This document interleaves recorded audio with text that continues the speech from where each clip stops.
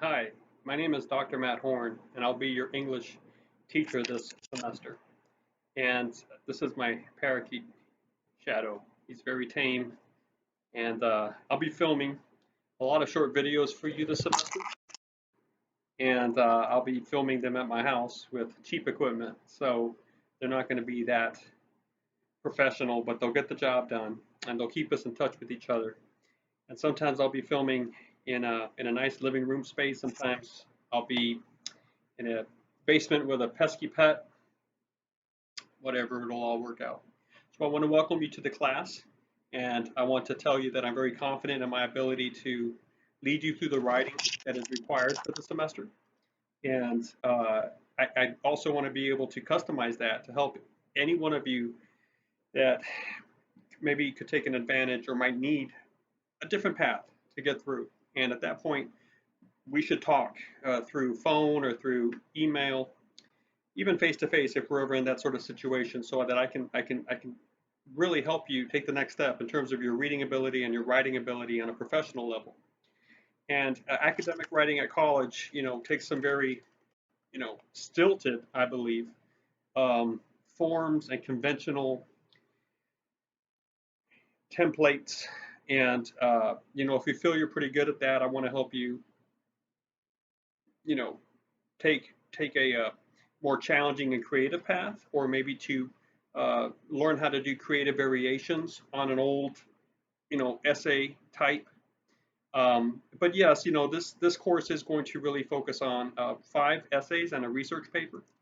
And the research paper is going to use information, but also I want you to be able to take that information and to try to figure out how to add a contribution to the way people are thinking about the topic you chose. So it's very important for you to learn how to pick the right topic that is researchable, how to get that research done quickly but well, in the sense that it gives you a really good idea of what people are saying about that topic, and then we need to figure out how you can creatively enter the conversation. So really, that's the core skill of the class. And as we begin to talk with each other through email or again through phone calls or whatever, I'll get a sense of where you can be with this and how I can help you with it. So I don't want you to ever get discouraged with this class.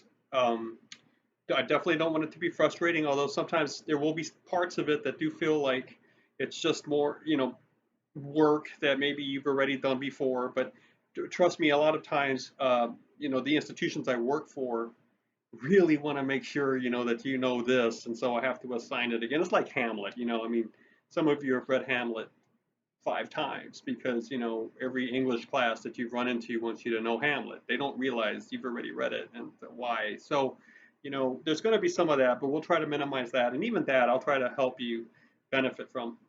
It's going to be very important for you that you check your email. Very important that if we're using Blackboard or Desire to Learn or Canvas or Brightspace or some sort of learning management system that the school wants us to use, very important that you know how to access that and work through that.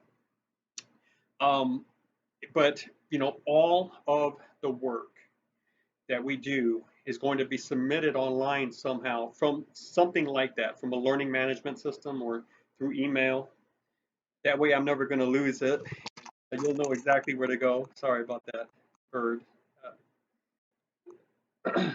Um, so you need to get comfortable with that, and I want you to be able to have confidence in that and learn how to use that sort of thing. And working with me through this is like the perfect place to do it if you haven't already learned how to do that, because I'm pretty laid back about a lot of things, and I'll help you figure out how to submit, how to do stuff like that. Really not too complicated. So uh, and the reason I do that is exactly for situations like this. I designed these classes a long time ago, and um, I remember about 5 or 6 or 7 years back, we had a flu epidemic. Um, it wasn't a pandemic by any means, but it was just really bad in this area. And for 3 or 4 weeks, students were encouraged to work away from the classroom. And that's when I realized, it's a win-win situation. If I just set the class up so that even if it's a land class, Okay. Students who get comfortable with this and decide just to do it online can. It's completely okay with you.